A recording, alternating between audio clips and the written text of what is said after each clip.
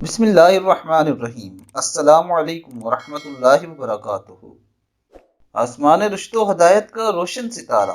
دوستو، آج ہم آپ کی خدمت میں حضرت امیر معاویہ رضی اللہ تعالی عنہ کی شان میں ایک بہت ہی پیاری حدیث لے کر آئے ہیں۔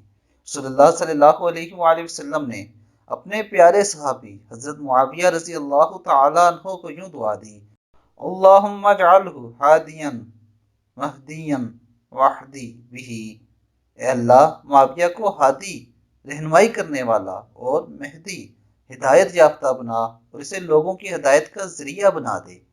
یعنی دوستو کہ نبی کریم صلی اللہ علیہ وآلہ وسلم نے حضرت امیر معاویہ کو رشد و ہدایت کا وہ روشن ستارہ قرار دیا ہے جس کی پیروی کرنے سے انسان جنت میں جائیں گے، اور جو لوگ حضرت معاویہ رضی اللہ تعالی عنہ کا بغض اپنے سینے میں رکھتے ہیں وہ کبھی جنت میں داخل نہیں ہو سکیں گے۔